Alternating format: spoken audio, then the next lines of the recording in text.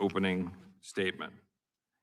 There's a movement afoot across the United States that seeks to overthrow our legal system and the Constitution to replace it with a foreign legal system that upends our American way of life.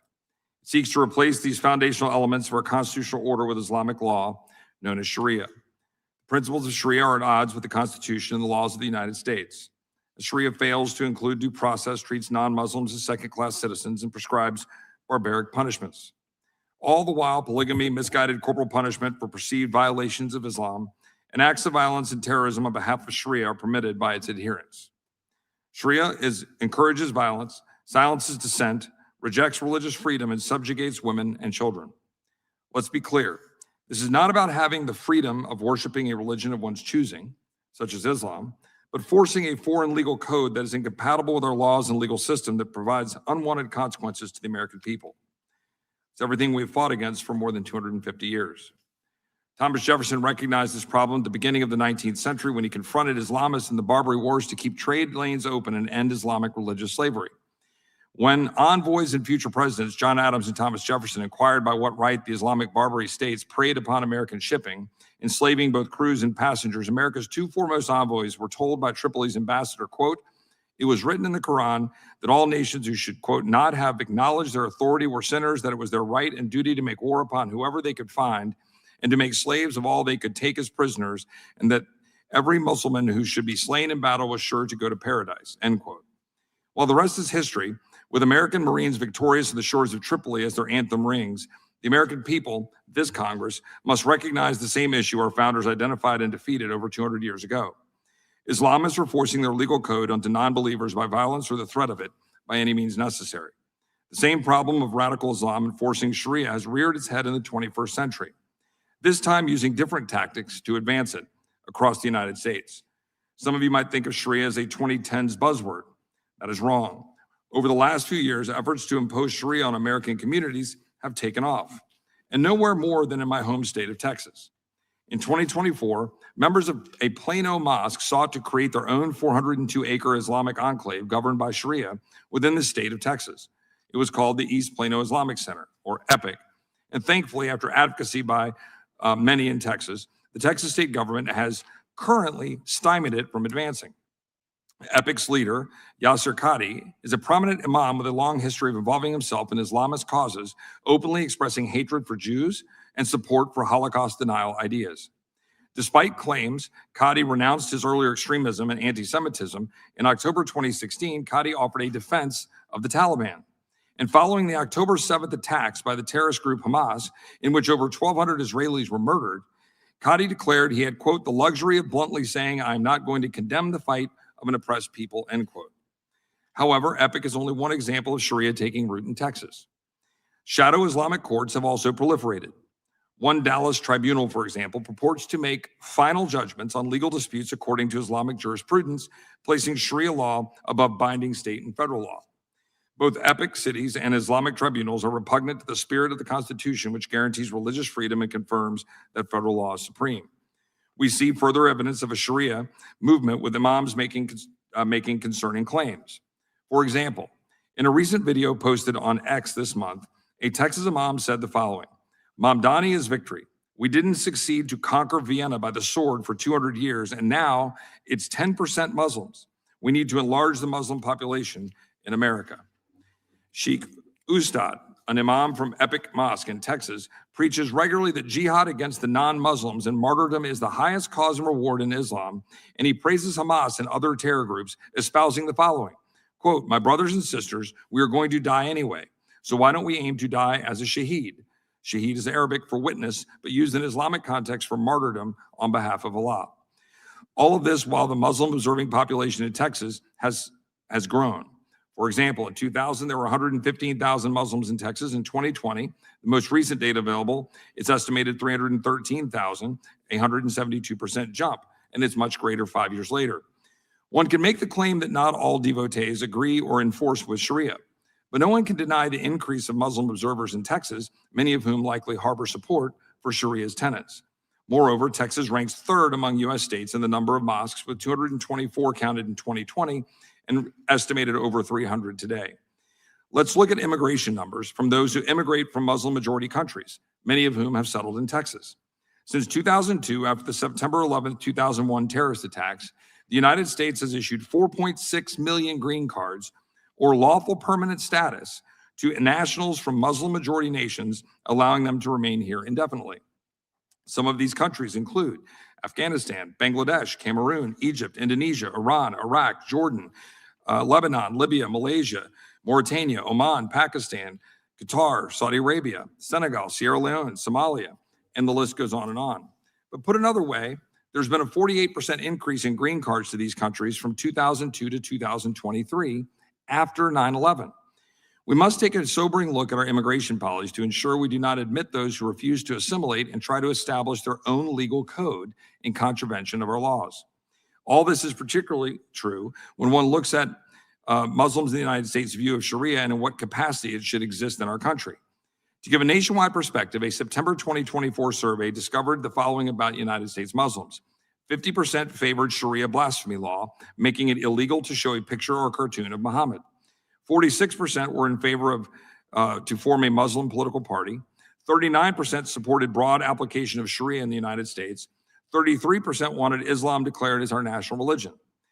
A previous Pew study found 19% of American Muslims believed suicide bombing on behalf of Islam should be justified.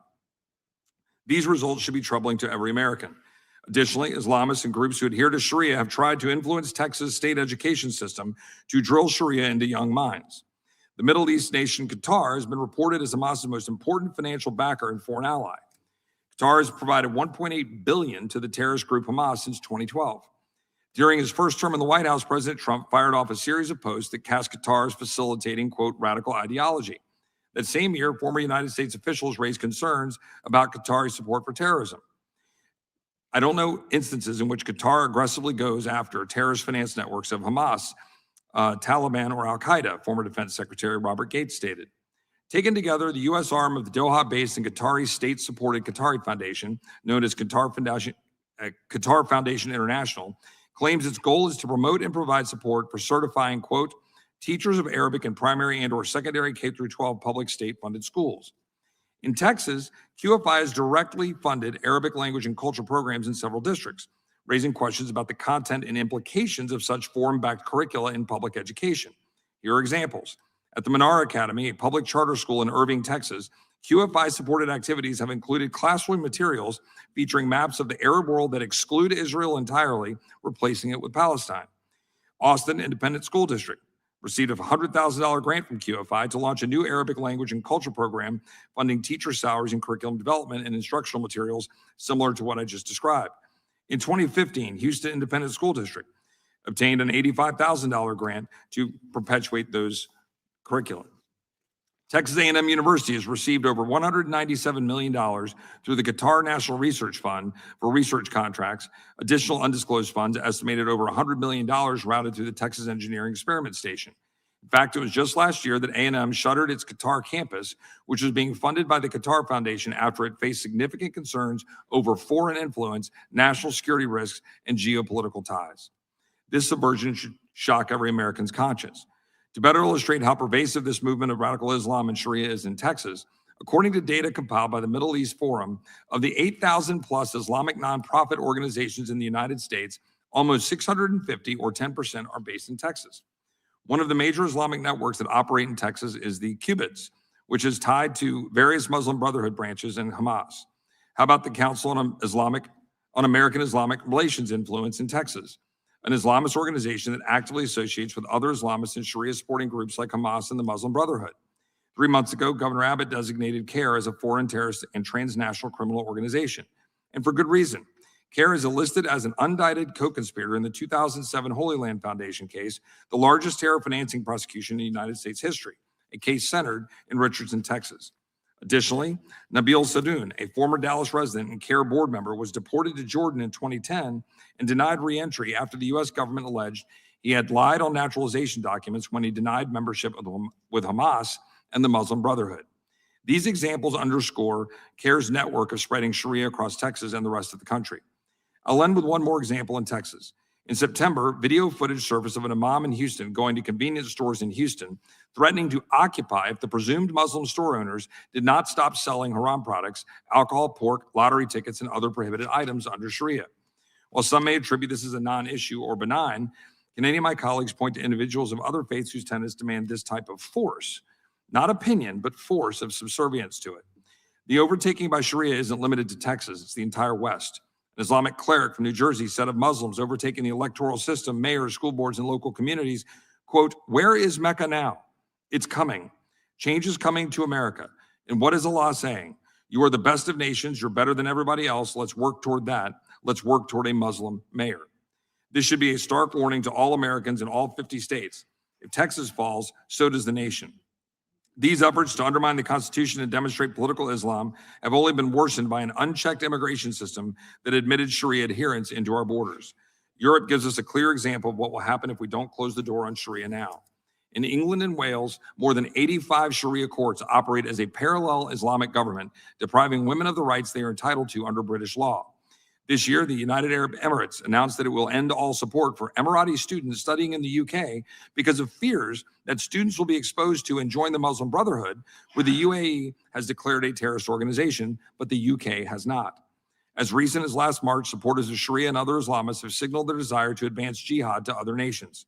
The Qatar-based International Union of Muslim Scholars, a global network of Muslim scholars, called for, quote, armed jihad against our friend and ally Israel.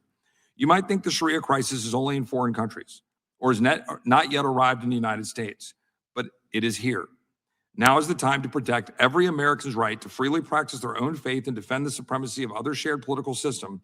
Now is the time to take decisive action, as our founders did when confronted with the same issues today. Our nation is founded on these ideas. Sharia law shares none of these principles.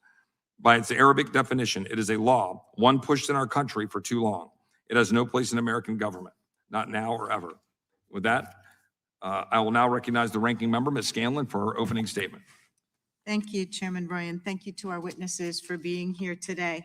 When the chair began his remarks, with a concern about forces trying to undermine our Constitution, I thought we might have some unintended agreement, but unfortunately, I don't think that's the case.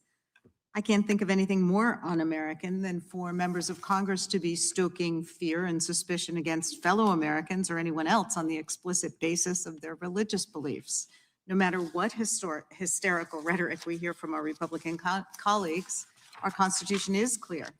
In this country, people have the right to hold and express whatever religious beliefs they choose, or none at all. You don't have to agree with those beliefs, but no one can use the power of the government to punish or discriminate against those who do. There's nothing foreign or suspicious about that.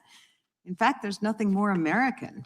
Whether our colleagues actually believe the histrionic and unsupported statements they've made about Muslims and Sharia law, I'm not sure.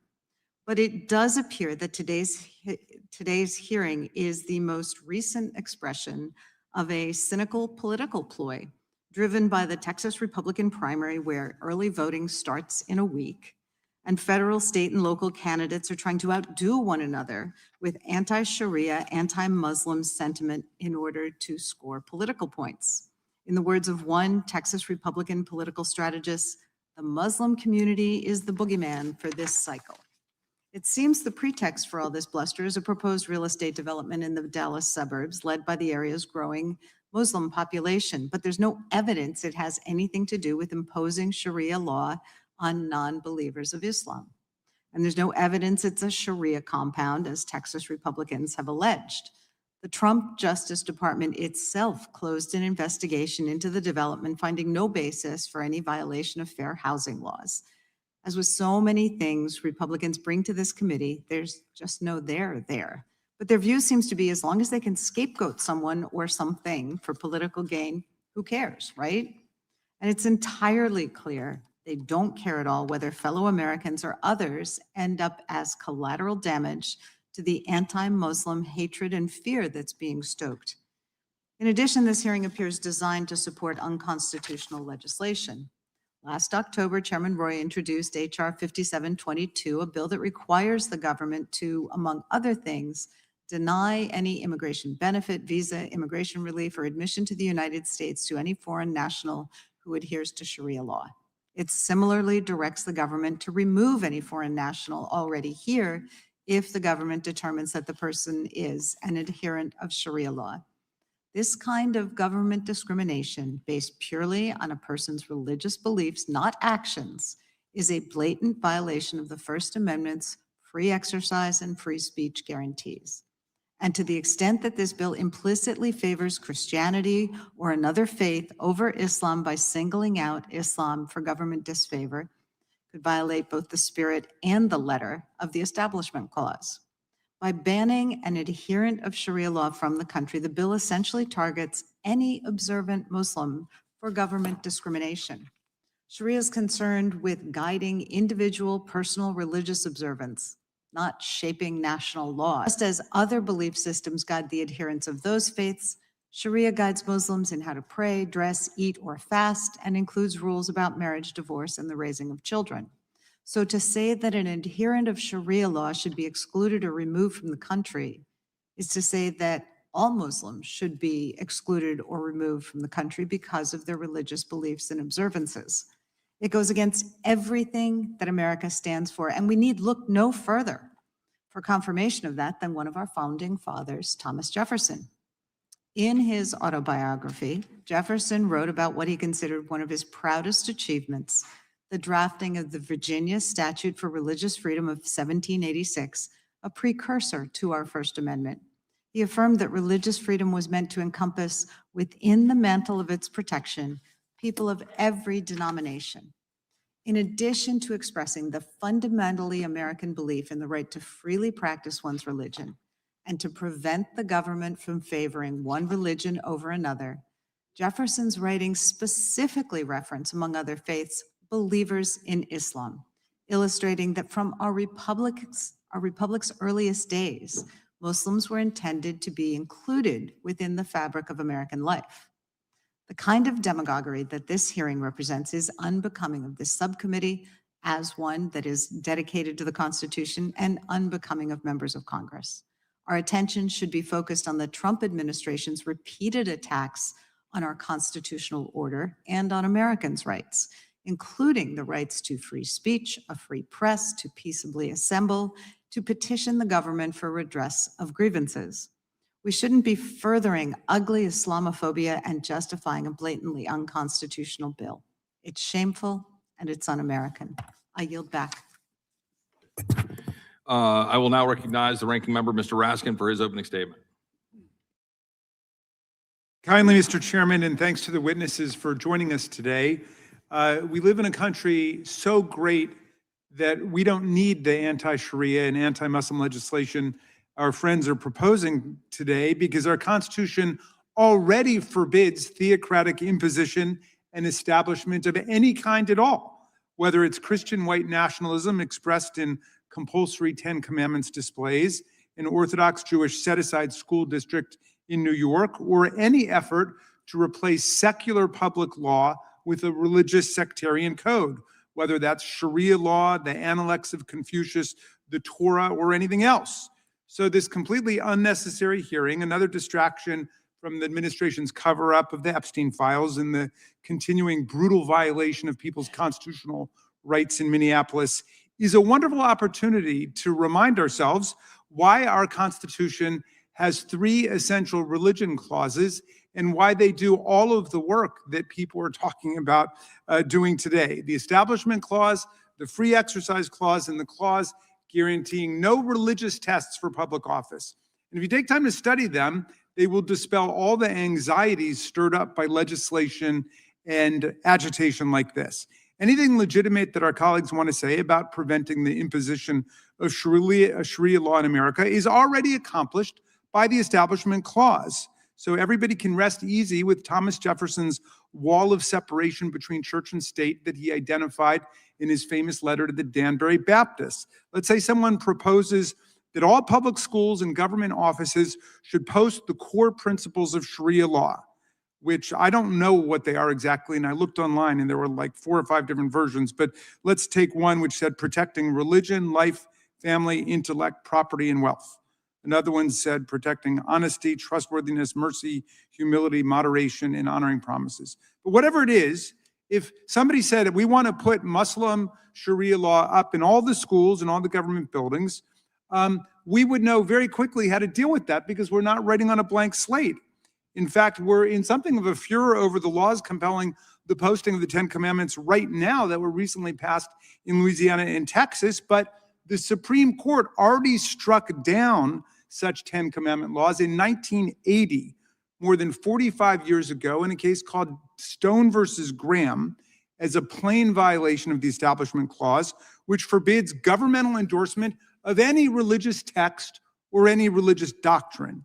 We don't even have one agreed upon version of the 10 Commandments. There's a Catholic version, there's a Lutheran version, there's an Episcopalian version, many others you can find online. Which one would the government even endorse?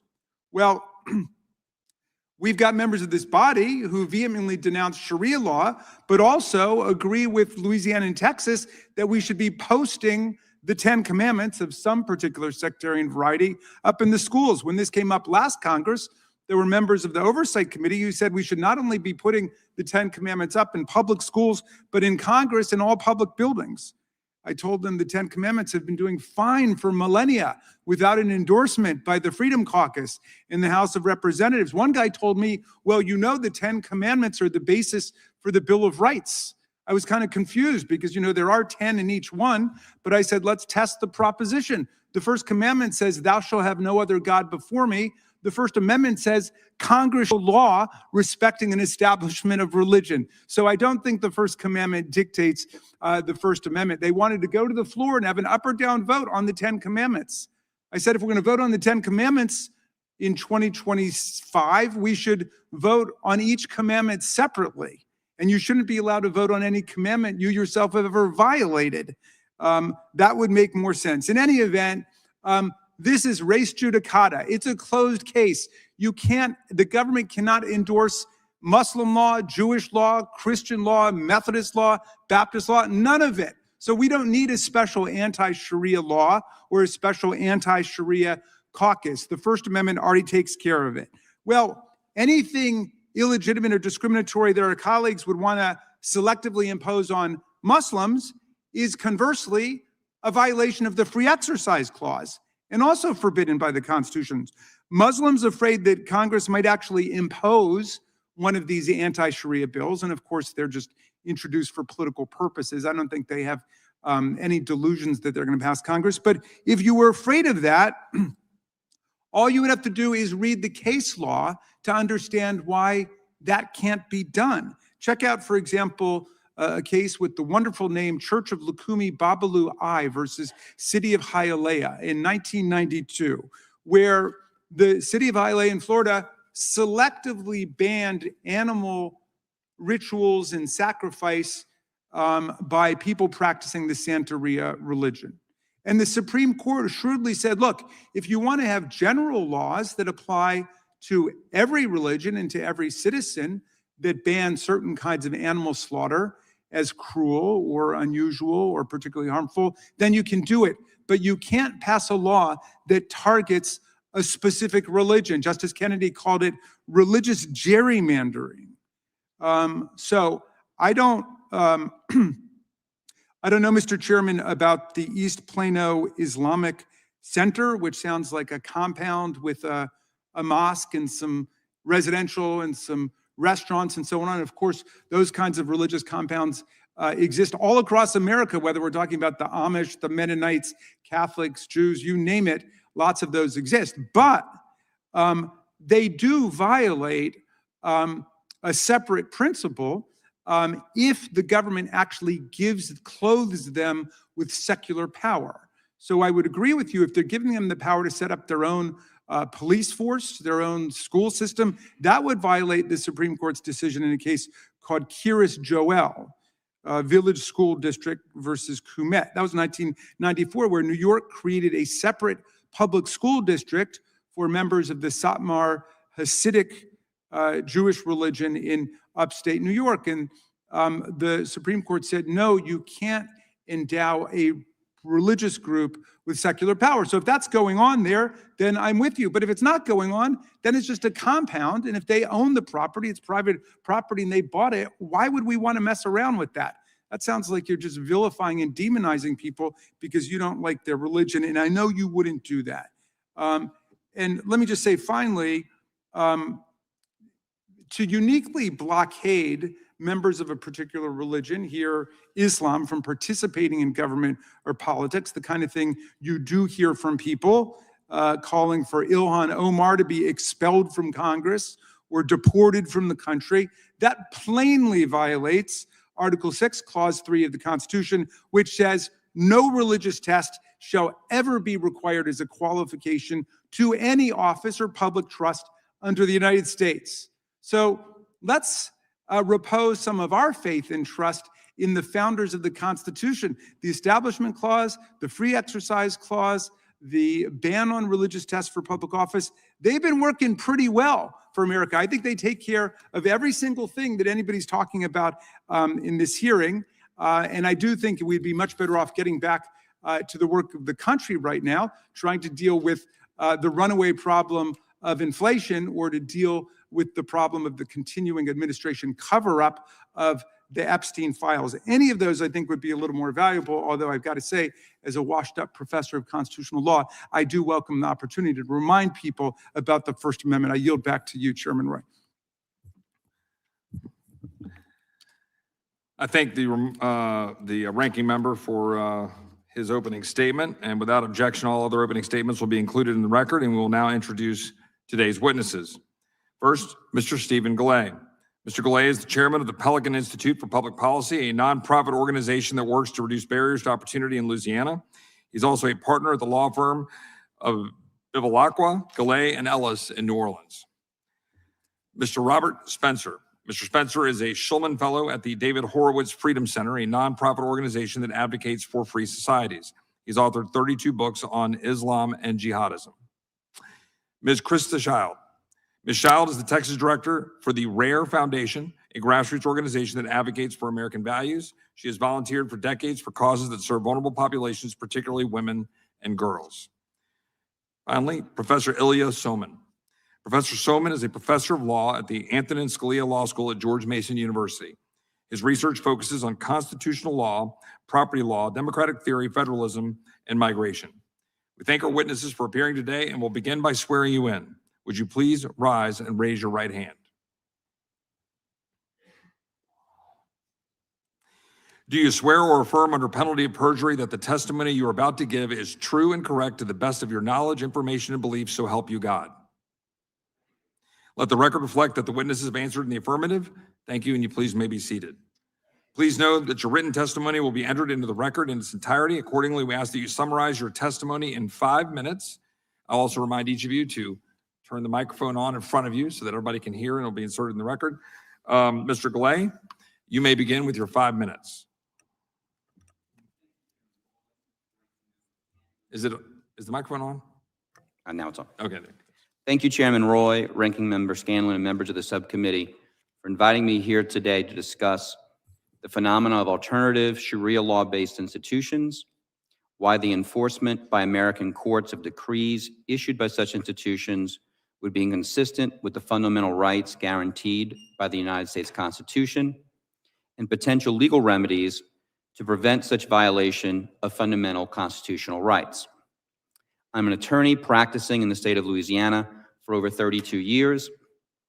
During the last 17 years, I've had the opportunity, largely on behalf of the Center for Security Policy, to research and study the interaction of foreign law, including Islamic Sharia, with American law.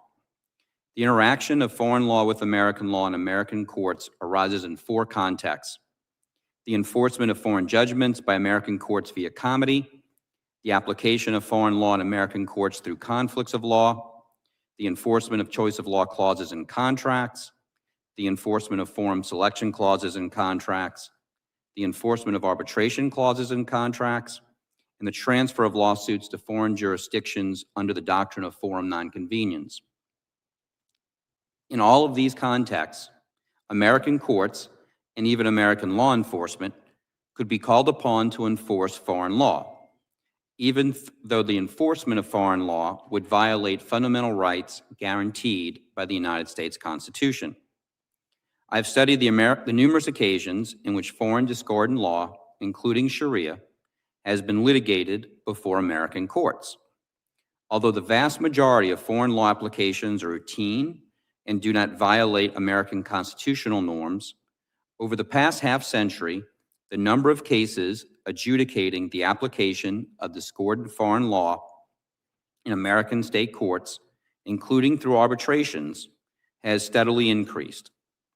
The most prominent category of foreign law that has been increasingly intruding upon American courts is Islamic Sharia law, a body of law which consistently violates American public policy and fundamental constitutional rights, including the rights to equal protection, including equal protection based on race, religion, and gender, the right of due process, freedom of religion, and freedom of speech. Numerous tenets of Sharia show bias against women, the LGBTQ community, non-Muslims, former Muslims, and people designated as blasphemers.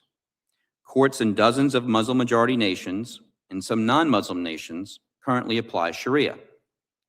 In hundreds of reported cases throughout the United States, litigants have attempted to apply Sharia, often succeeding. Examples include the enforcement of foreign child custody judgments or jurisdiction not based on the best interest of the child, but instead based on gender or religious discrimination. The transfer of cases to foreign countries whose courts discriminate on gender or religion. The enforcement of Islamic marriage contracts, dubbed Mars, as prenuptial agreements. Talaq or other Sharia divorces, and increasingly the creation of arbitration tribunals applying Sharia law within the United States. The law applied by such tribunals discriminates based on gender and religion, and in cases of custody disputes, does not apply the best interests of the child standard. Those arbitration tribunals also lack traditional American legal formalities, lessening due process. Furthermore, legislation of the past half-century has suppressed certain American legal protections against the intrusion of discordant foreign law. Public policy exceptions and common law rules have been overwritten by uniform acts adopted by the states, sometimes related to foreign treaties. Some uniform acts now treat foreign country judgments like sister state judgments, essentially extending the full faith and credit clause of the United States Constitution to foreign nations.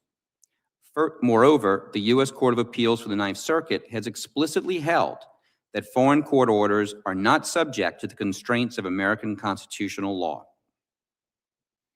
Responding to this encroachment of discordant foreign law into the United States, multiple efforts have been undertaken, primarily at the state but also the federal level, to address discordant foreign law. The model statute, American Laws for Americans Courts, passed in some form in 13 states to protect fundamental constitutional rights against the infiltration of foreign law, such as Sharia. Additional state acts and federal acts have also passed, including the Speech Act. Americans for over 250 years have toiled and suffered, including spilling blood, towards guaranteeing fundamental constitutional rights. No U.S. citizen should be denied the fundamental liberties guaranteed in our constitutional republic. The intrusion of discordant foreign laws, including Sharia, into the American legal system should be resisted. Thank you for your time, and I look forward to answering your questions. Thank you, Mr. Gelé, for your testimony. Mr. Spencer, remind you to turn your microphone on, and you have 5 minutes. Thank you. The U.S. Constitution and Sharia are incompatible, and the conflict between the two legal systems will grow as Sharia adherents increase in number in the West. This fact has been obscured by misinformation about what Sharia actually is. When the city of Keller, Texas, scrapped an anti-Sharia resolution in January 2026, the Hamas-linked Council on American Islamic Relations, CAIR, stated that like canon law for Catholics and halakha for Orthodox Jews, Sharia refers to the rules that Muslims follow, including praying 5 times a day, fasting in Ramadan, giving in charity, and following the laws of the land in which they live. If that were really all that Sharia were about, no reasonable person would have any problem with it. CAIR doesn't mention, however, that Sharia is inherently political, supremacist, expansionist, and violent. Far from being the Islamophobic conspiracy theories of CARE's imagining, these are facts that Muslim authorities on Sharia openly attest. Reliance of the Traveler, Umdat as-Salik, is a classic manual of Islamic sacred law, that is Sharia. In 1990, Dr. Taha Jabir Alawani, president of the International Institute of Islamic Thought, as well as president of the Fiqh Council of North America, stated that this Sharia manual was useful as a textbook for teaching Islamic jurisprudence.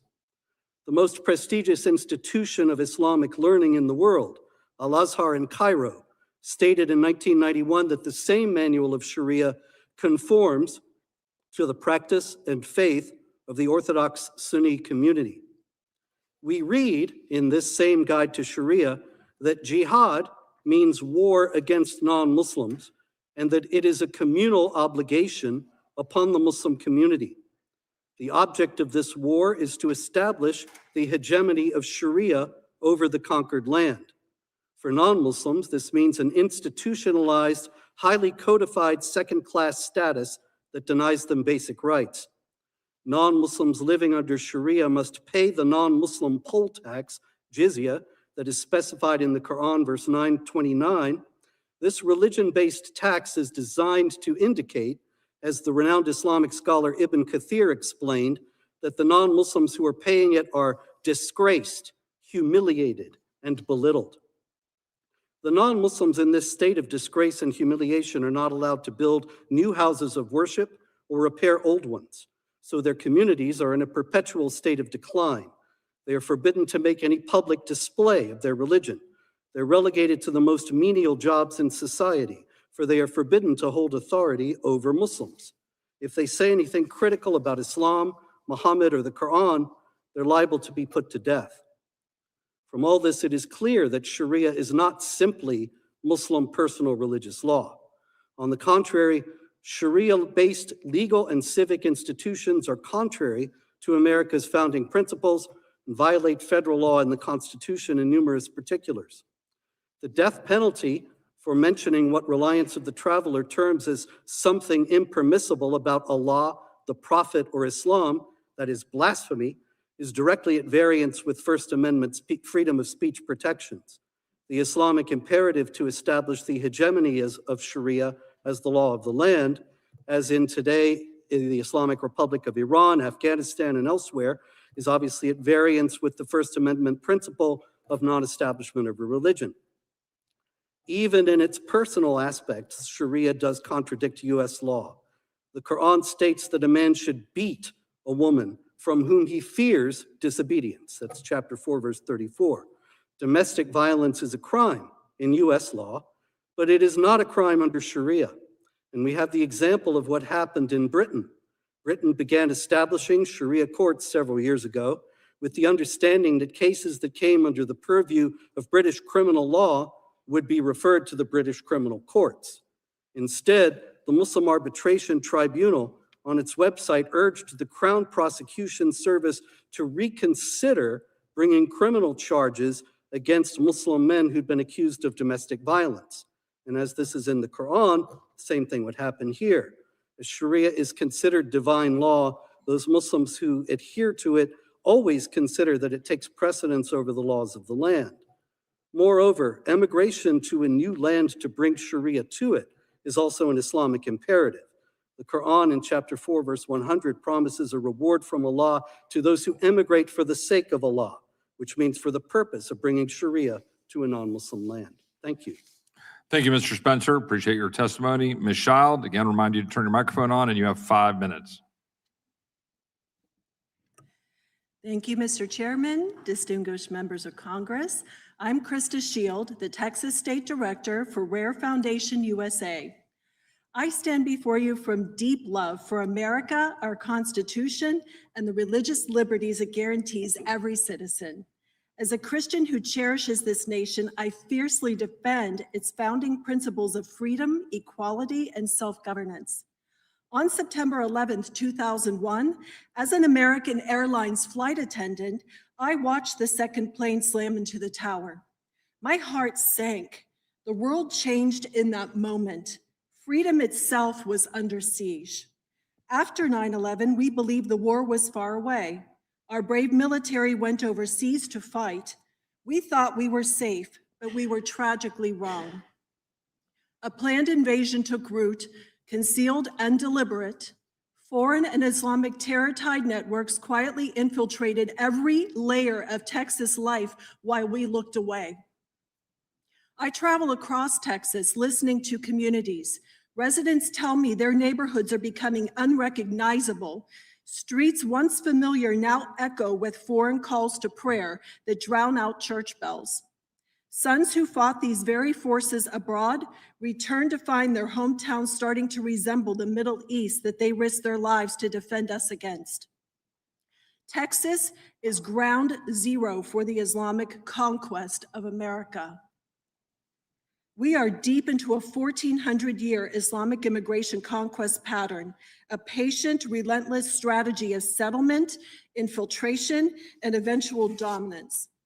The Muslim Brotherhood's 1991 explanatory memorandum entered in federal court calls it a, quote, civilization jihadist process to destroy the West from within. That plan has been capturing Texas for over 35 years. We now have over 330 mosques. CARE calls them, quote, our infrastructure. Erdogan calls them, quote, our barracks. At least 650 Islamic nonprofits channeling influence. Dozens of Islamic scholars and banks promoting Sharia compliance finance. More than $4 billion in taxpayer funds routed to Islamic entities since 2017. Our own money fueling our demise. Islamic leaders telling us they want to implement Sharia. They glorify chopping off hands, killing homosexual apology. Aggressive conversion campaigns, including terror-tied groups, enter public schools without parental consent to distribute Qurans, Sharia pamphlets, and hijabs to students. The East Plano Islamic Center, EPIC, rebranded, quote, the Meadows, an enclave led by Imam Yasser Qadi, who calls Jews and Christians, quote, the most evil of all evils, and demands Islamic theocracy over democracy. These are emerging no-go zones. Active Sharia courts. In the last legislative session, 2 Pakistani-born representatives introduced over 20 bills advancing Sharia, mandating halal in Texas schools, Muslim Heritage Month, quote, Islamophobia censorship laws to silence critics. We already see Sharia enforcement in Texas, patrols pressuring Houston Muslim businesses to conform, imams berating Muslims for speaking to Christians, and families imposing deadly punishments on those who refuse to submit. My own family was connected to 2 young Texas girls who chose to date non-Muslims. They were murdered by their own father for not conforming to Islam. That pain drives me every day. These examples are not isolated. This is not assimilation. It is strategic infiltration and conquest. It is patient, multi-generational, and often funded by taxpayers. If we do not act, Sharia will dominate. We're here today to bring you legislative evidence and have submitted that to prove to you that wherever Islam grows, freedom dies. We must choose freedom under the Constitution or submission to Islam. Thank you. Thank you, Ms. Schild. And I will now recognize Professor Somin. Again, a reminder to turn your microphone on. You have 5 minutes. I thank the subcommittee for the opportunity to address these important issues. George Washington wrote that America was founded in part to create an asylum for the poor and oppressed of all nations and religions. Thomas Jefferson, among others, made clear that American religious freedom is supposed to extend to Muslims no less than to Christians, Jews, and others. George Washington and Jefferson, they were right, whereas the proposed Preserving a Sharia-Free America Act is wrong. If enacted and upheld by the courts, it would expel tens of thousands of people from the United States just because of their religion by virtue of making any non-citizen adherent of Sharia law subject to exclusion or deportation. That violates the First Amendment, and it would do nothing to improve American national security. Indeed, the only real winners would be radical Islamist terrorists who would benefit from this by getting a free propaganda victory. The Constitution and the First Amendment states that Congress shall make no law respecting an establishment of religion or prohibiting the free exercise thereof. That clearly protects freedom of religion against discrimination, and it applies to Muslims no less than to any other religious group. And almost all Muslims, to some degree or another, are Sharia law adherents because Sharia law is simply the religious precepts of Islam. Muslims disagree a lot among themselves about what exactly those precepts mean and how they should be applied, but nonetheless, a law targeting Sharia law adherents targets Muslims in much the same way as a law targeting adherents of Talmudic law would target Jews, or a law targeting adherents of canon law targets Catholics. The Supreme Court has also ruled that the Free Speech Clause protects religious freedom and expression, and does this law, if enacted, would violate the Free Speech Clause as well. And it does not matter that this law addresses non-citizen immigrants, because there is no immigration exception to the First Amendment. When it says that Congress shall make no law restricting freedom of speech or the free exercise of religion, that means no law, no exceptions. It also does not matter that non-citizens don't have a constitutional right to be in the United States. The Supreme Court, including in decisions by conservative justices, has repeatedly made clear that discrimination against religious believers with respect to government benefits that are not constitutional rights still violates the Free Exercise Clause, and also in some cases the Free Speech Clause. For example, there's no constitutional right to Social Security benefits, but if Congress were to pass a law saying only Christians are entitled to such benefits, that would obviously be a violation of the First Amendment. If enacted and wrongly upheld by the courts, this law would set a dangerous precedent because it could easily be used to target any religious believers of any kind who run afoul of the views of the majority, including conservative Christians, among others. This law also would cause great harm to innocent people. It would expel hundreds of thousands of people from the United States who have done no wrong and pose no threat. Survey data shows the vast majority of Muslims in the United States do not support terrorism, do not support the creation of some kind of Islamic theocracy or anything of the kind. Indeed, many of the Muslims in the United States are actually immigrants who fled oppression at the hands of radical Islamist regimes like those of Iran and the Taliban in Afghanistan. Many of the latter are actually people who aided U.S. forces in the war on terror. They do not deserve to be excluded and deported.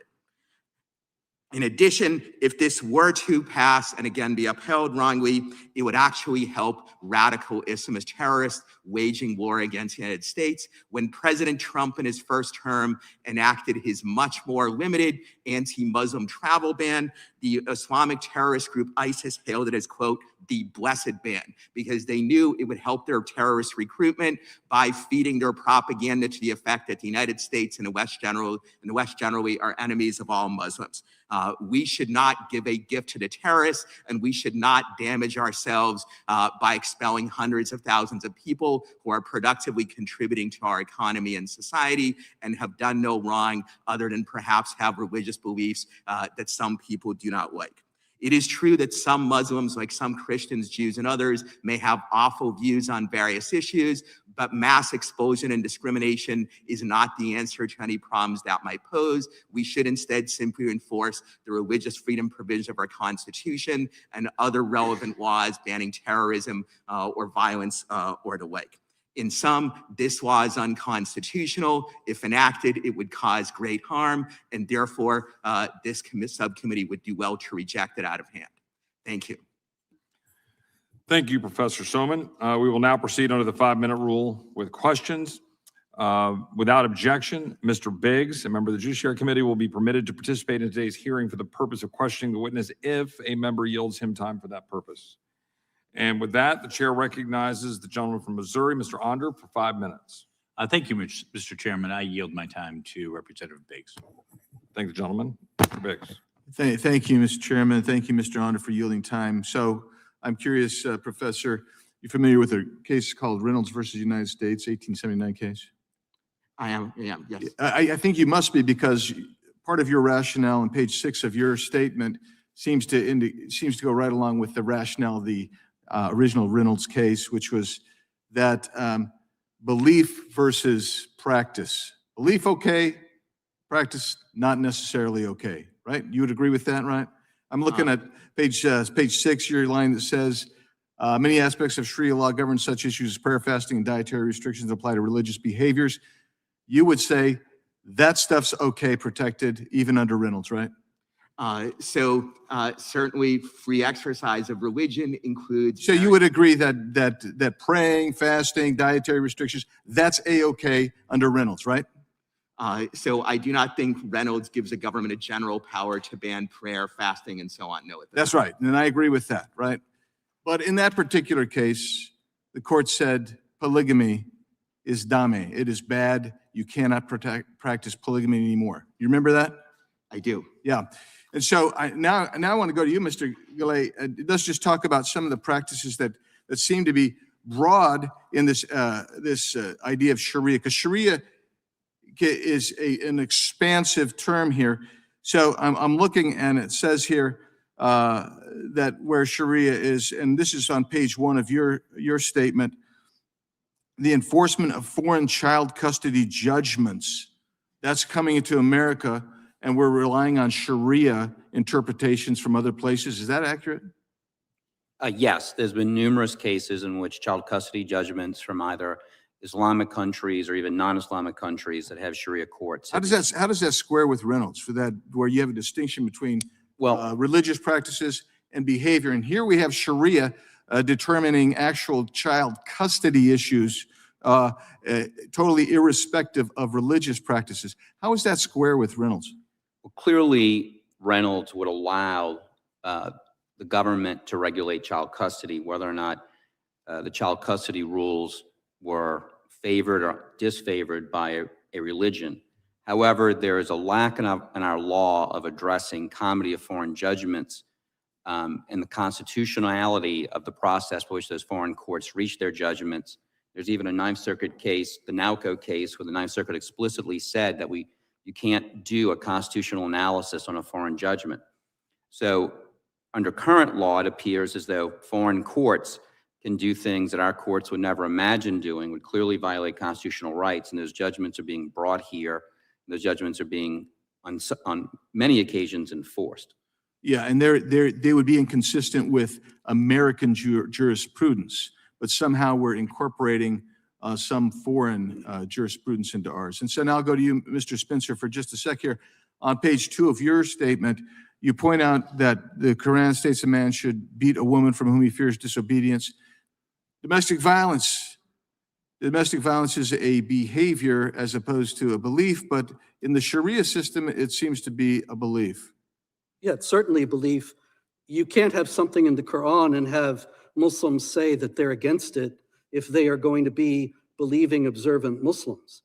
And the problem becomes when they act upon it in a Sharia context, then you have the precedent of Britain that I was explaining, that instead of referring it to the criminal courts as they had agreed to do, they tried it under Sharia and told the wife to go back and try to please her husband instead of prosecuting the man who was committing the domestic abuse. And so Sharia actually became an institution or a third rail that replaced the British judicial system, at least in that particular case. Exactly. And Ms. Shields, ultimately, this really is the nub of why we're here today. We see Sharia, we see its expansive nature. Some people want to frame it in a certain way as just, it's how we pray, it's how we call the prayer, it's those types of religious practices, but it actually has massive institutional ramifications. Has it grown in Texas? What did this start out with, and how has it been impacted in Texas? And I'm almost out of time, so Mr. Chairman, if you can answer that question. Yes, Mr. Chairman, members of Congress, Texas is under assault from Islamic groups and foreign powers, Qatar, Turkey, Pakistan, Saudi Arabia, waging a stealth war on our soil, planting flags via mosques, schools, and enclaves. They follow the Muslim Brotherhood's, quote, civilization jihad plan from the 1991 explanatory memorandum: destroy America from within by imposing Sharia and achieving global dominance. This has been built for over 35 years and is now deeply entrenched. Reversal requires urgent action. Texas is ground zero. Sharia doctrine demands subjugation of non-Muslims. Ms. Shields, you're going to wrap your answer because we're running over time, but go ahead and wrap. Yes. So as Rare Foundation's USA Texas Director, I travel across the state constantly. What I'm hearing from people in their communities who message me all of the time of what's happening in their own backyard is that they are very afraid of the Islamic Sharia expansion they see happening in our state and what that means because they see it happening in other places in America. Thank you, Ms. Shield. With that, I'll now recognize the ranking member, Mr. Raskin. Mr. Roy, thank you very much. And I find something to agree with in what all of the witnesses said. Let me start with Ms. Schild and Mr. Spencer. You basically have said that there are fanatics within the Islamic faith who use the religion for their own purposes. And I have no quarrel with you there, except I would extend the point to say that's true of fanatics in every religious tradition, in every religious community. In fact, any particular crime or violent act that you would attribute to Sharia fanatics, you could also find taking place in other communities too. Now, Mr. Gelé, am I pronouncing your name right? Yes, you are. Thank you. So, and you make a very interesting point to me, but I want to try to break it down if we can. So let me start with this. If there is a couple that are faithful Muslims who say that they are governed by Islamic law, but they get a divorce and it's a custody arrangement, and they go to a regular family court in any state in the country, do you agree with me that the standard that must govern by a judge is what's in the best interest of the child? Even if, say, the husband is saying no, under Sharia law, and I'm making this up because I don't know if it's true, but under Sharia law, if the husband wants custody, he gets custody. That would be not just wrong, but it would be outside of the law for a judge to say, I'm not going to use the law of the state of Colorado or Tennessee or Maryland. I'm just going to use Sharia law because both of you are Muslims. Every state in the United States applies the best interest of the child standard to some extent. Every state in the United States applies the law of that state. However, under the laws of arbitration and the laws of comity of foreign judgments, they will sometimes apply. Okay, so that's where I'm going now. But just to be clear, it would be a violation of the law and clearly reversible error if any district court in the land said, we're going to use Orthodox Jewish law or Islamic law or Seventh-day Adventist law in order to decide a custody dispute or a marriage dispute. We can only use the secular law, and it is reversible error if it does it. Now, you raise a really interesting point, though, which is what happens if there is a society which actually has a theocracy, like Saudi Arabia, for example, which I believe uses Islamic law and Sharia law. Okay, so let's say there the husband, again, hypothetically, because I don't know the theological particulars, but let's say the husband gets custody because he wants custody. Then they come over to America and the wife argues, I should have custody under the best interest of the child standard. Are you saying that under the comity of laws or respect for foreign judgments, that an American court is bound to accept the judgment that took place in another society? I'm not saying that. The Maryland courts have said that in the case of Hussein versus Malik, and it's happened in other instances. The problem, Congressman, is that although the law of the states is clear, the Uniform Child Custody Jurisdiction Enforcement Act has overruled traditional concepts of comity, and it does not have a high threshold for enforcing those foreign judgments. Okay, so let me just stop you there because I'm limited time, but I think you've raised an interesting point. I don't think it's addressed at all by the good chairman's legislation. I don't think there's anything in legislation that deals with your point. That's something I'm open to because I like American law. I don't think anybody here should be subject to laws of authoritarian, theocratic societies like Saudi Arabia. So, Professor Somin, to you, but what about the chairman's legislation? Have you looked at that from a constitutional perspective? Yes, I have, and for the reasons I stated before, it would be unconstitutional if enacted.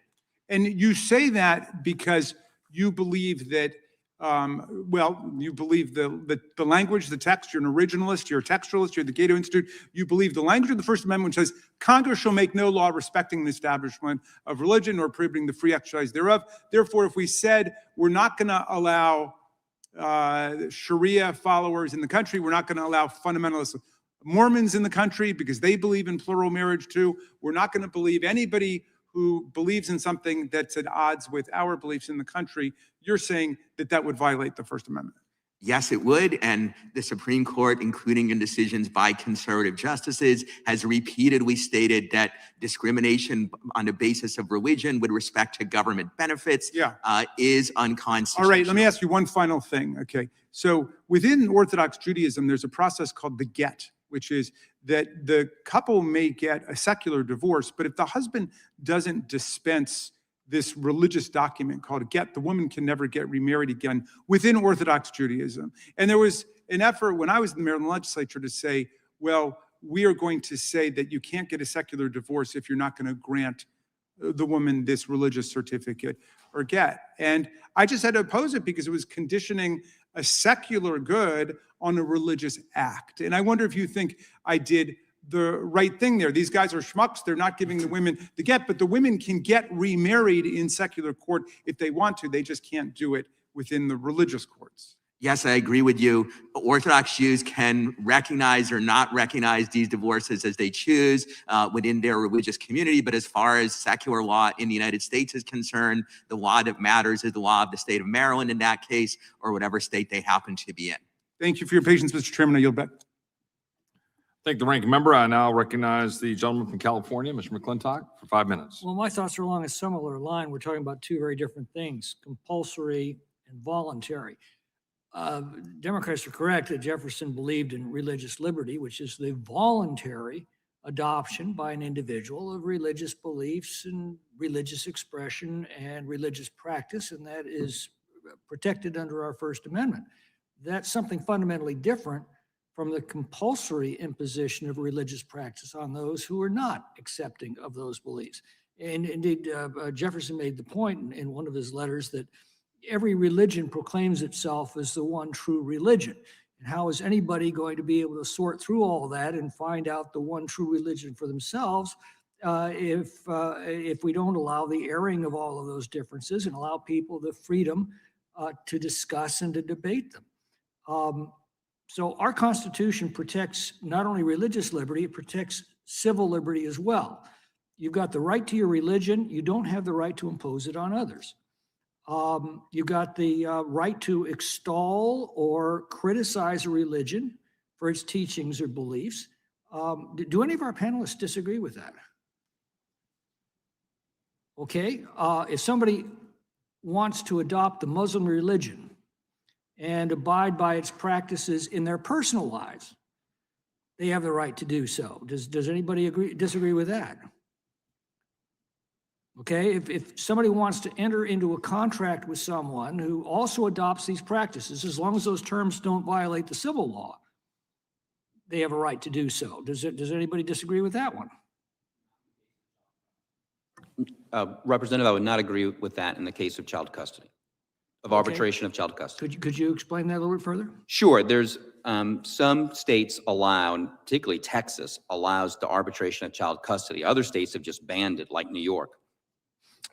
When there's a child involved, just because the parents agree to have child custody arbitrated does not mean the state should automatically enforce that child custody judgment. And states would have the options of either banning the arbitration of child custody, or there's a model law governing that states could pass governing the arbitration of child custody. But I do not believe it's a good policy to allow arbitrators to determine child custody without some basis of court review. Well, if both of the parents agree, I mean, this would be a contractual relationship. Both the parents agree, what's the beef? And again, both parents agree and it's in compliance with the civil law. Well, if in compliance with the civil law means a judge reviewed it and found it was the best interest of the child, Right. then I would certainly agree Okay, with so that. we're in agreement on all those things. So my question is, are there instances where Sharia law is being imposed on people against their will in this country today? In the case of child custody, the We just arbitration discussed that. panels Right, we can, just discussed that. can be doing that. Yeah. In the, Okay.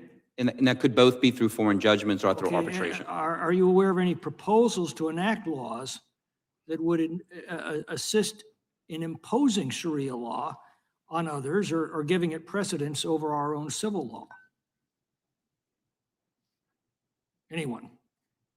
Okay, well, good. There was actually a case in Collin County, Texas, with actually a Republican female judge who looked at a case of a divorce, and she sent the woman to a Sharia court, and it was overturned by the Texas Supreme Court. Well, yeah, again, Yes. that's the remedy we have for erroneous Right. judicial decisions is the Yes. appellate process. And what you're saying is it worked in that case. I've got about a minute left. I'll yield to the chairman since I see Mr. Biggs is left. I thank the gentleman from California. I would just ask, Mr. Spencer, I mean, do you have anything to add to what Mr. McClintock from California was just adding about any of those concerns? You seem to want to. I just want to make sure. Yeah, the aspects of Sharia that are really controversial are political and not religious. The whole hearing here is turning on the idea that it would be terrible to restrict religious practice and in violation of the First Amendment. But the difficulty here is that Sharia in all of its forms and wherever it has been implemented has been political and not just religious. Oh, agreed. And has If I been could reclaim my time. supremacist and not just egalitarian. Yeah, There's if no I could re- Sharia state yeah, if I could where reclaim my You'll back non-Muslims to John enjoy from equality California. of rights If I could with Muslims. reclaim my time, I agree with you. There is a political aspect of it, but that is protected by our freedom of speech, our freedom to criticize it, our freedom to debate it, and our freedom to vote it down. Is that the way the system works? Well, I don't think that the freedom of speech is in play when you're talking about active efforts to subvert When you're constitutional order debating and any replace it political with another issue, one. that's the I mean, essence of it. obviously, We you all talk cannot, among ourselves. The classic thing of crying fire in a crowded theater. And so it's the same thing here. There are laws against subversion. There are laws against working against the constitutional order. And that's what's at issue here. Sharia is not really open to debate everywhere it's been implemented in Saudi Arabia, Iran, Afghanistan, Pakistan, Somalia. It's pretty much the same. Thank you, Mr. Spencer. Thank the gentleman from California. I'll now recognize the gentleman from Tennessee, Mr. Cohen. Thank you, Mr. Chair. I'm a little confused about this hearing. I think we all probably agree, I hadn't been here to hear everybody's agreement, but I think we all agree that Sharia law is not something that anybody would want to have to live under. It's oppressive, and it's religion that's forced on other people. But we've got a constitution already that's under attack, and the emoluments clause is being shredded.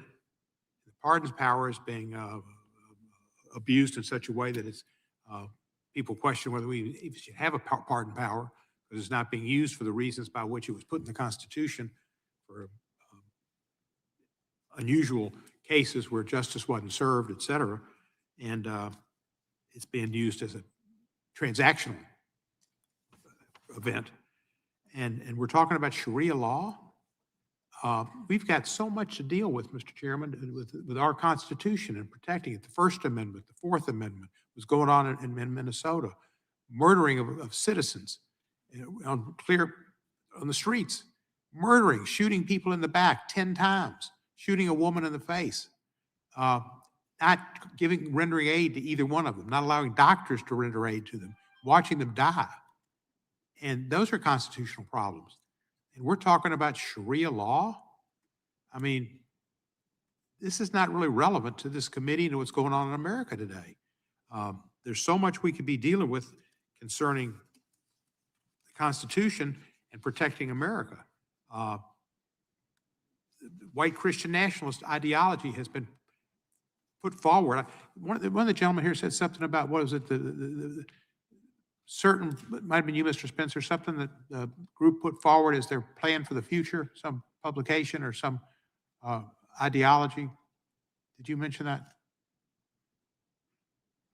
I don't know, you might be referring to the explanatory memorandum, which is, I didn't mention, but it's a captured internal document of the Muslim Brotherhood detailing its program for the United States, where it says the brothers must understand that their work in America is a kind of grand jihad in eliminating and destroying Western civilization from within and sabotaging its miserable house by their own hands and the hands of the believers, so that Allah's religion is victorious over other religions. Right, that's I pretty would much suggest that just saying that we got other Sir, I've got the problems floor. doesn't make that one go Sir, away. I've got the floor. You're not Pam Bondi.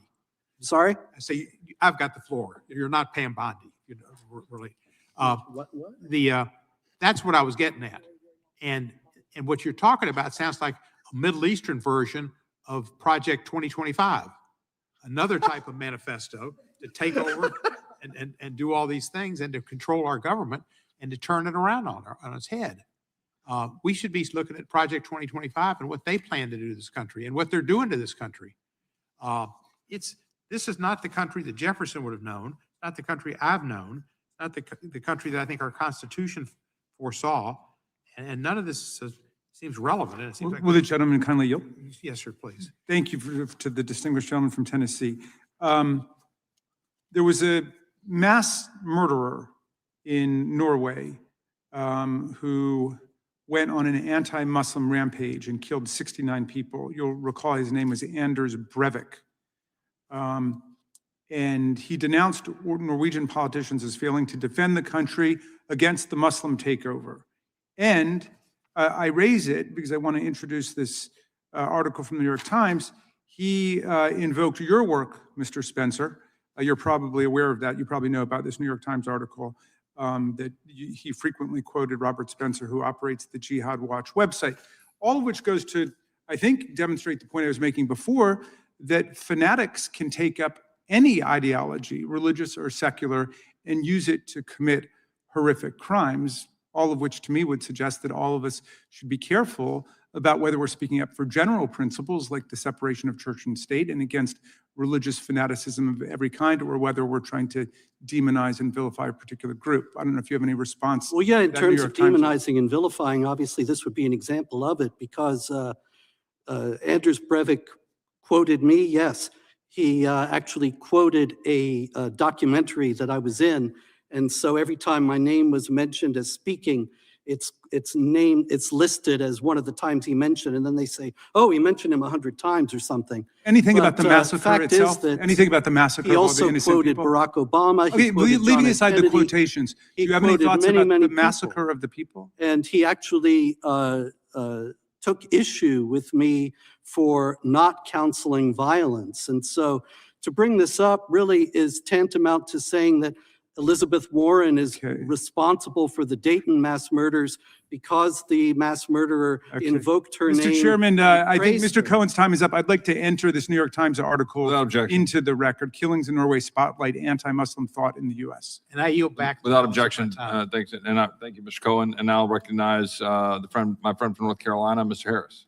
Thank you, Mr. Chairman, and thank all of you on the panel for what you've shared today. And, you know, while there's been a lot of talk about what we don't know, and we don't know this world or we don't know that world, let me tell you what happened in my world, in the 8th District of North Carolina.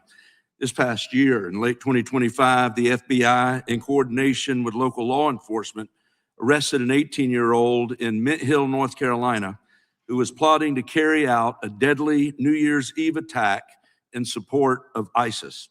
According to the DOJ, this 18-year-old, Christian Sturdivant is his name, sought to become a martyr for ISIS. Mr. Spencer, I just want to give you a chance to share. Can you help me understand how a kid growing up in a suburb of Charlotte, rural area in North Carolina, can be radicalized by the Islamic State? Mr. Harris, this is a very important issue that law enforcement and intelligence agencies in the U.S. have been entirely remiss and have ignored altogether. Fact is that a young man like that in Mint Hill could easily go to numerous sites on the internet and quite possibly to people within his own community who would tell him that the Islamic State, ISIS, represents authentic Islam and that violence against unbelievers is a duty that he needed to carry out. This is something that ISIS recruiters say all over the world. They were able to attract thousands of Muslims from 100 different countries when they had their caliphate in Iraq and Syria. And this was because their claim to Islamic authenticity rang true among all too many Muslims. And nobody is countering that. Well, and I know this happened in Mint Hill, as I mentioned. Can you tell me where else in the United States that such radicalization is happening? This has happened all over the country. We had the Boston Marathon murders that were 2 young Muslims, once again, who were thought to be moderate at one time. And we had the Fort Hood massacre, San Bernardino, Chattanooga. The list goes on, Orlando, Florida. The list goes on and on and on. And these are young Muslims in the United States who come to believe, for reasons that nobody has ever investigated fully, that this is the authentic expression of their faith. And what role is the internet playing, you believe, in the radicalization of American-born youth? Well, the Islamic State group has frequently called upon Muslims in the United States specifically to carry out lone wolf jihad terror attacks by just starting to murder people at random when they get the opportunity. And so because they have this claim of Islamic authenticity, it's all too easy for a young man to go online and see that and think that he will be receiving a reward from Allah for carrying it out. Well, as a pastor, for myself, I believe, obviously, that religious liberty is critically important and something we've got to be willing to do what we have to protect. However, I also recognize that a person's religious liberty doesn't mean they can impose their religious liberty onto others. So let me ask you this, Mr. Spencer. How do we balance our respect for religious liberty with the threat you see posed by Sharia law? Seems to me we have to be able to say to the Muslim community that they're perfectly free to practice their religion, except where in particular it contravenes other existing American laws. For example, there were a couple of doctors in Detroit a few years back who were put on trial for practicing female genital mutilation. And their defense was that this was part of their Islamic faith and that they were carrying out as their part of their religious practice. And a judge ultimately threw the case out, saying, yes, indeed, this contravenes religious freedom, and we have to understand that it would be unconstitutional to ban female genital mutilation because it's part of Islam. And so the rights of those girls whose lives are destroyed, they don't matter at all. And that's Sharia.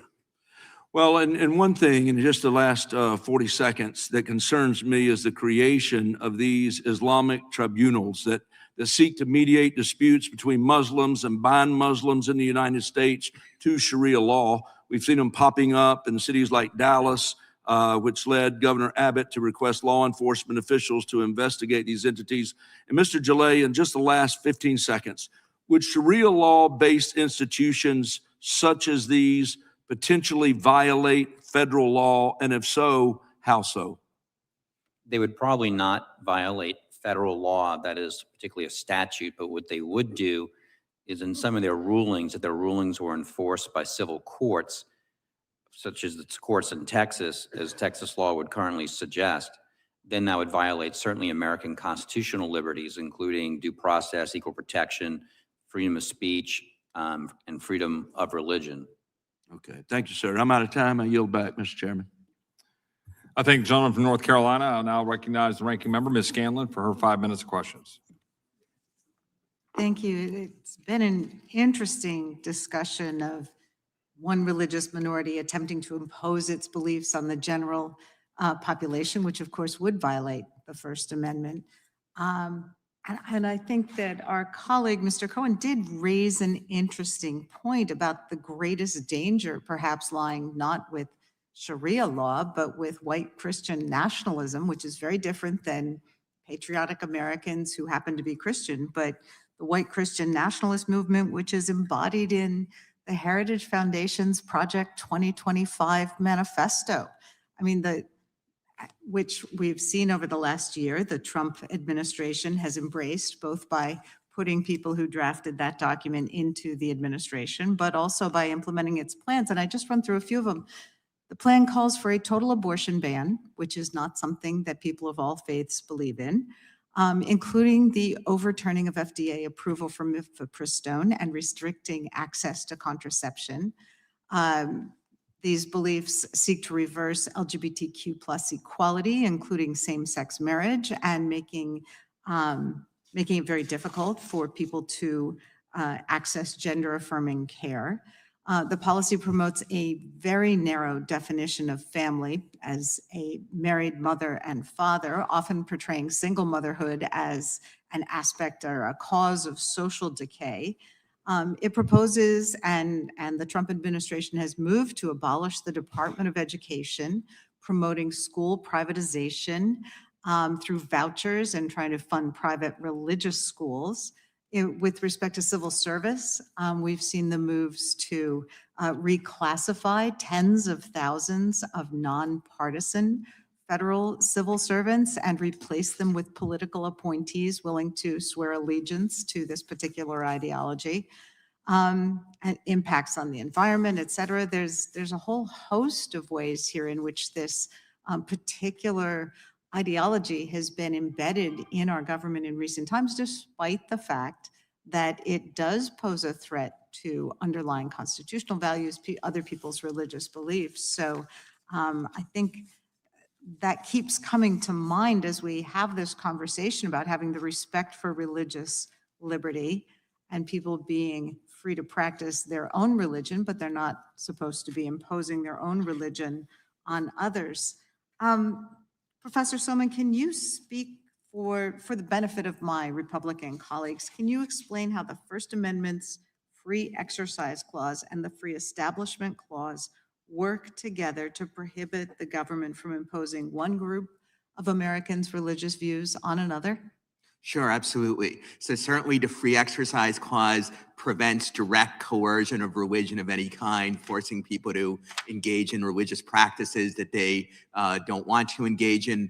The Establishment Clause prevents the establishment of any kind of official religion, including the kind of theocracy we see in Iran or in Saudi Arabia. And also relevant to this case, to the legislation we're talking about today, the Free Exercise Clause in decisions by Supreme Court justices, including by conservative ones in the case of Carson versus Macon dealing with yes school vouchers, they have ruled that it violates the Free Exercise Clause to exclude people or organizations based on their religious beliefs from benefits that are available to other people, even though the state did not have an obligation to create school vouchers under the Constitution. In Maine, when Maine did so, in Carson, the Supreme Court, in a decision joined by all 6 conservative justices, correctly ruled that excluding religious schools simply because they're religious violates the First Amendment. And the same thing would be true for an effort to exclude Muslim immigrants in the United States simply because they're adherents of Sharia law. I think this jurisprudence, which conservatives accept almost everywhere else, applies here as well. We've recently seen some examples where this administration has tried to exclude immigrants, deport immigrants based upon their First Amendment speech, for example, publishing an op-ed.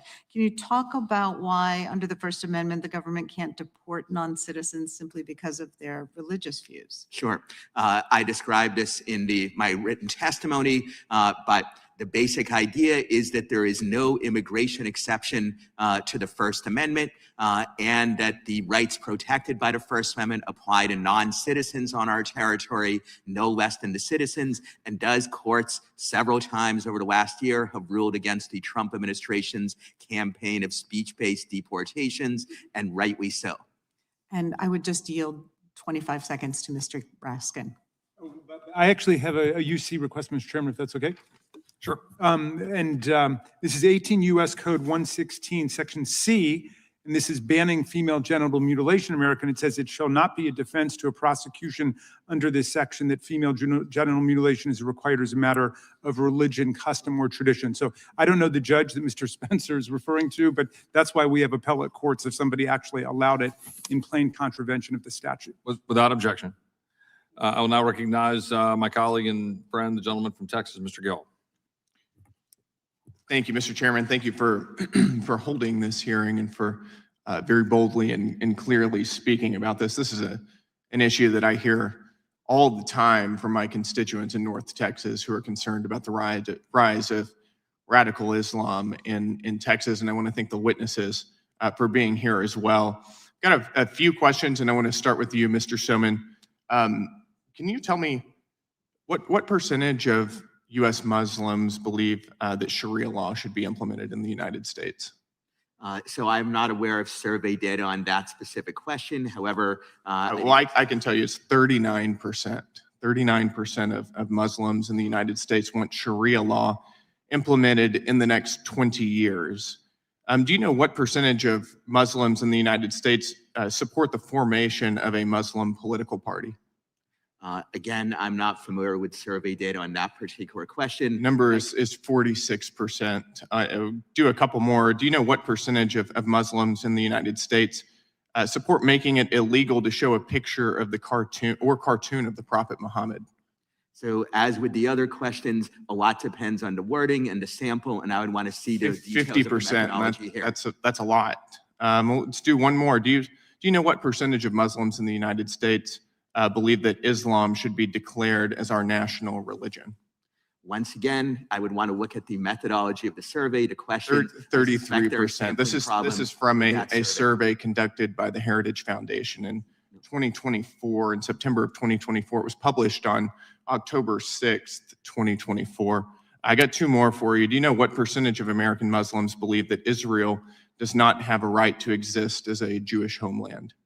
I don't know that one either, but if it's from a survey by the Heritage Foundation, It's they are known for their bad 43%. methodology. You're happy, you can declare that statistics you don't like aren't true, but that's not how I'm going to operate here. We got one more. Do you know what percentage of Muslims in the United States say that Jewish people have too much power in government policy? Once again, I would refer you back to my previous answer. 57%. Do those facts concern you? I would want to see the nature of the survey, and I would also know the No, Heritage I'm just Foundation. I'm just asking if those statistics concern you. If they were accurate, they would be a matter of concern, but I would want to see. They are the accurate, and survey. I think that they are a matter of concern, and I think most Americans agree with me there. Mr. Spencer, I'm going to move on to you. Let me ask you, is Islam as a political ideology, in your opinion, compatible with America's constitutional governing framework? Oh, no, certainly not. It denies the freedom of speech, denies the equality of rights of non-Muslims with Muslims, the equality of rights of women with men, and contradicts U.S. law in numerous other particulars. And can you tell me, what is the goal of political Islam? Well, Muhammad, the prophet of Islam, said, Islam must dominate and not be dominated. And in every Sharia state that is on earth today and has ever been on earth, non-Muslims have not had equality of rights with Muslims in the society. The idea is to enforce a subservient position for them so that they know the pain in this world as well as the next of having rejected Muhammad, which the Quran says that they will suffer. Under Islamic law, as it's commonly practiced, are men and women treated with equal dignity? No, certainly not. I quoted before the passage about women, beating women from whom you fear disobedience. The Quran contains nothing about beating disobedient men. Ms. Schild, I've got a few questions for you. Can you explain to us very, very briefly, what is Epic City? Oh, yes. Do you mind turning your microphone on? Yeah, so to understand how Sharia relates to Epic City, you don't have to look any further than Imam Yasir Qadi of Epic. He's the chairman of the Fiqh Council on North America, the group that tells Muslims in the US how to apply Sharia. And do you know who's funding Epic City? Yes, just one moment. I have some information on funding. And when you ask where the money and infrastructure for Epic City are coming from, when Epic City was first marketed, they actively solicited investors, including foreign investors. So that fundraising model is now under serious legal scrutiny with Texas Attorney General Ken Paxton. He sued East Plano Islamic Center, its development arm, Community Capital Partners, alleging violations of Texas security laws and how funds were raised and managed. And this isn't isolated. Thank you, and my time is up, so I yield back. Thank you, Mr. Chairman. The ranking member. Thank you. I seek unanimous consent to enter into the record an article published by the Cato Institute on October 26, 2025, written by Mustafa Akil, titled "No Sharia Law is Coming to Texas." Without objection. I ask unanimous consent to enter into the record an article published by Politico on January 26, 2026, written by Liz Crampton and Jessica Piper, titled "Republicans Go All In on Sharia Law Attacks Ahead of Texas Primary." Without objection. I ask unanimous consent to enter into the record an article written by J. David Goodman, published in the New York Times on February 10th, 2026. Without a border invasion, Texas GOP turns to an old enemy, Islam. Without objection. Thank you. Mr. Chairman, too, I've got one too. Ranking member. This is from the Pew Research Center. 45% of Americans say the United States should be a Christian nation. Without objection. I'll now recognize myself for such time as I shall consume. Ms. Schild, let me ask you a quick question and just try to go through these pretty quickly, right? Just a few things with respect to Texas, my friend, Mr. Gill, was just talking about. Is it true that north of Austin, including there's a big center in West Campus, the University of Texas, including other places? In other words, it's not just located just Epic City. Is that correct? That's correct. All So over the are there, I'm also talked to a number of people, particularly in the Dallas-Fort Worth Metroplex, women in particular, who will tell me that there are enclaves and areas throughout the Dallas-Fort Worth Metroplex where they do not go, where there are women, Texans, who say that because they are in areas that have a high concentration of Muslim men, and because of the nature of what's going on in those areas, that there are now, quote, no-go zones in the Dallas-Fort Worth Metroplex. Is that correct? That's correct. And I've heard that from multiple people in multiple places throughout that area, correct? Correct. And Mr. Spencer, and I'd look to you on this question here. I heard my colleagues on the other side of the aisle who were raising objection to legislation and a number of bills that some of us introduced, particularly one that I introduced, that was raising the issue of vetting individuals as we're bringing them into the United States for their adherence to Sharia law. That was the idea. The idea is that Sharia law is inconsistent with our values in Western civilization, so we should know if we're bringing people into the country that may want to advance a system of law or systems that are contrary to our laws. Here's my question.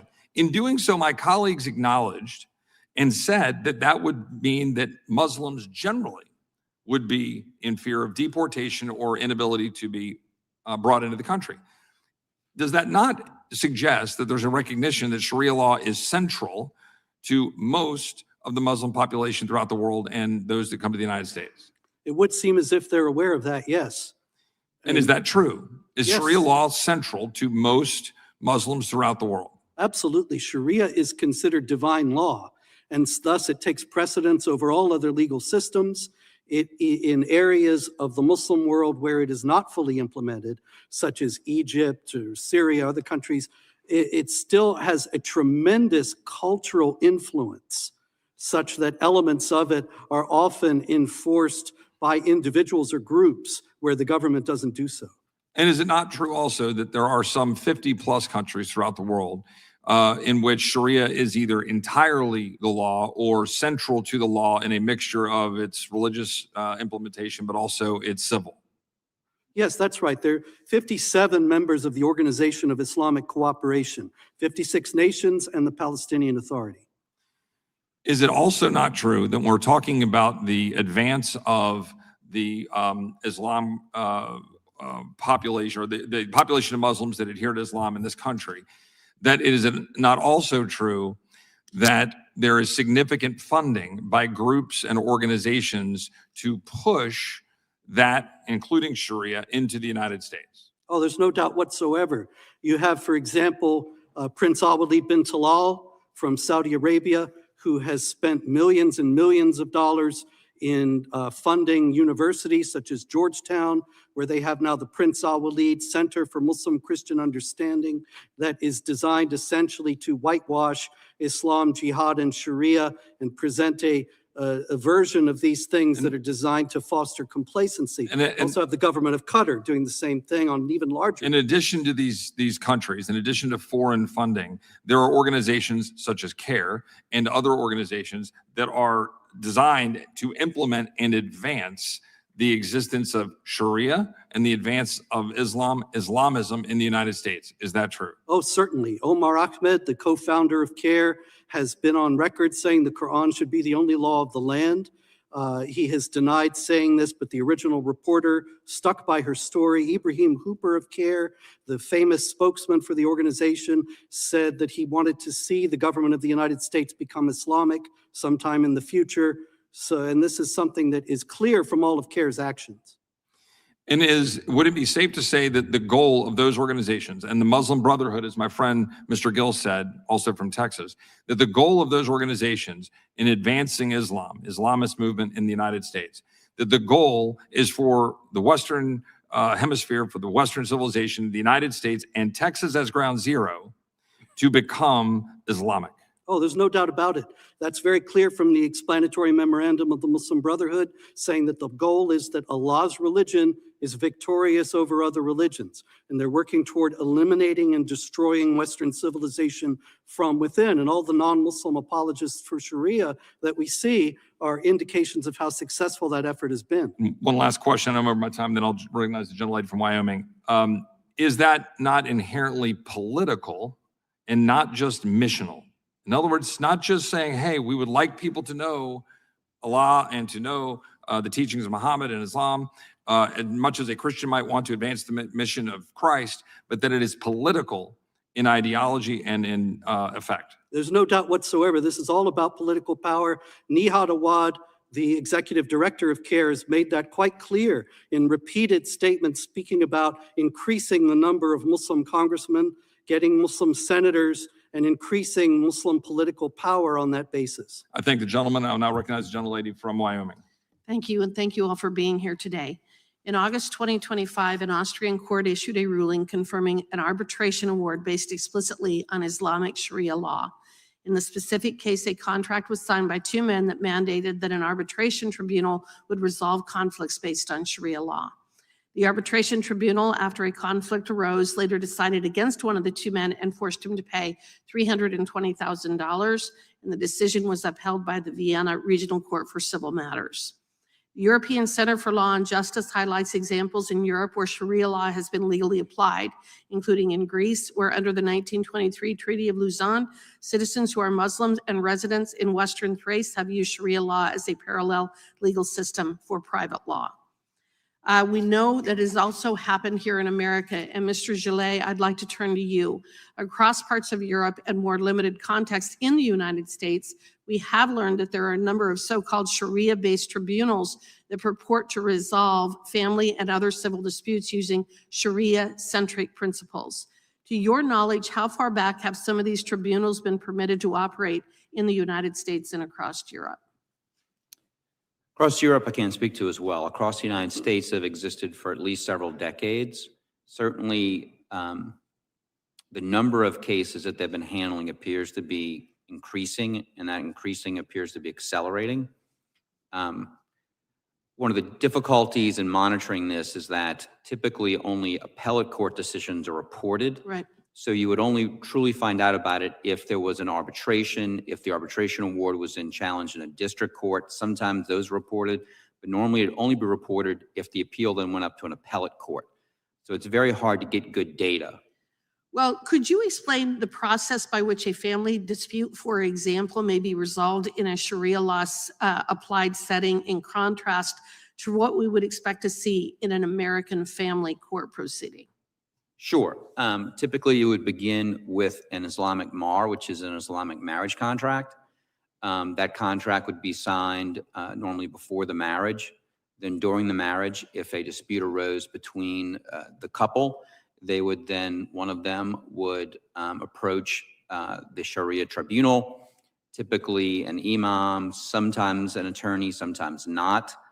Sometimes not an imam, but commonly imams would then essentially adjudge it. They would typically not be most of the formalities within American law. So you wouldn't have, for example, a court reporter recording everything down. You wouldn't always have formal pleadings. Sometimes it'd be as simple as basically a meeting. And then there would be a ruling. Those rulings aren't always necessarily placed in clear judgments. So a lot of the formalities that we as lawyers do, and American courts simply do not exist in those Well, and I think that systems. that's very important because due process and equal protection are foundational tenets guaranteed under the United States Constitution and most state constitutions. And they are available to every American citizen who engages with the judiciary or seeks legal relief. Mr. Gelé, based on what knowledge there is of how Sharia tribunals operate both in Europe and to a more limited extent in America, are there risks of participants, notably women and minors, losing due process protections and equal treatment in a Sharia-based system? Yes, those risks are quite significant. They've manifested themselves in the few appellate cases we've been able to see. And the remedies for those are not that difficult. I mean, states can either ban the arbitration of family law matters, particularly custody. Some states have done that for decades, often blue states more than red states. Additionally, there's a model act that's been put out that would create some thresholds that the reviewing court would then be able to look at the basis of the decision of the court. In the case of custody, they would look or other child matters for visitation. They'd look at the best interest of the child. Currently, in many states, Texas particularly being one, those safeguards do not exist. So why are women and minors more at risk in a Sharia-based tribunal system? Primarily for two reasons. One, Sharia law tends to be discriminatory against women, particularly compared to modern American law. Secondly, Sharia law does not require any analysis of the best interest of the child. Normally, custody is based, depending on what exact school of Sharia is being applied. Custody is normally based on the age of the child, and based on the age, the child will be given to one of the two parents. So in a Sharia-based system, there is a real risk that people engaged in that would be losing due process and equal protection rights. Is that fair? Yes, it's almost guaranteed, particularly on the equal protection side. Thank you, and I yield back. Thank you, Mr. Gelé. Thank the gentlelady from Wyoming, and I'll now recognize the gentleman from Wisconsin for 5 minutes. Thank you. First of all, I want to respond to something that was said earlier. Every weekend I get home and I meet, different people around my district. Maybe I attend Republican Party events, maybe church groups and their fundraisers, American Legions, Lions Clubs, Rotary Clubs, and just random people when I sometimes just go door to door. I have yet to find one person who is a self-avowed or even unself-avowed Christian nationalist. I've just never met that person. And nevertheless, for whatever motivation, I think to be divisive and I think to run down this country in the eyes of our immigrants, I think that's what their motivation is. The Democrats keep talking about these mystery people. And I would think that if they existed, sooner or later, I would at least run into one of those people, but I've yet to run into any. So I just want to make that point in case we may have, new arrivals in this country who might think when President Biden and various Democrats talk about this huge movement in this country, they know that at least I have yet to find one person who fits the bill. Okay. Now, Mr. Spencer, you were cut off before. I'm going to give you just a few minutes. Is there anything you wanted to say that weren't able to say when you were cut off? Be honest with you, I don't remember when the last time I was cut off was, so. Okay. I'm from Wisconsin, and in Wisconsin, we have a military base called Fort McCoy. And there are a huge number of people who on very short notice inundated Fort McCoy. Eventually, federal prosecutors charged a couple of the Afghans who were there with serious crimes, sexual assault of a minor, committing domestic violence. I felt in any event that these incidents underscored how inadequate vetting happened before all these people were put in Wisconsin. But in any event, do you know about how many Afghans did the Biden administration bring to the U.S.? Oh, I believe it was about 85,000. I'll help you. My cheat sheet here says 200,000. Okay, I'm sure that that's much more accurate. In any case, vetting was essentially non-existent. These were people who were, for the most part, not people who helped us in Afghanistan, but that was by the acknowledgement of Alejandro Mayorkas, that they were people who didn't have the special immigrant visas that were given to people who aided us there. And what's noteworthy about the people who were arrested at Fort McCoy is that they said they didn't know that they were violating American law when they molested these young people, because what they did was legal in Afghanistan. And that is an indication in microcosm of the dangers of bringing over Sharia adherent Muslims. They are adherents of a legal system and to cultural mores that are radically different from American law, and if we allow this, they will strip protections from all kinds of people who will be their victims. Okay. This did have serious and tragic consequences, didn't it, by not vetting these folks? I'm sorry, I didn't catch This did have serious consequences, not vetting these folks?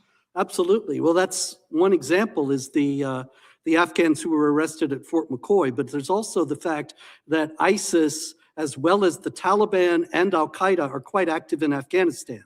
So you bring over a lot of Afghans without any vetting, you're bringing over almost certainly ISIS, Al-Qaeda, and Taliban operatives who believe that they have a responsibility before Allah to wage jihad in the infidel land. And that's going to be something we're going to be seeing the consequences of for years to come. Okay. What can Congress do to strengthen laws to prevent this type of mass importation of unvetted aliens? Well, for one thing, vetting would be in order.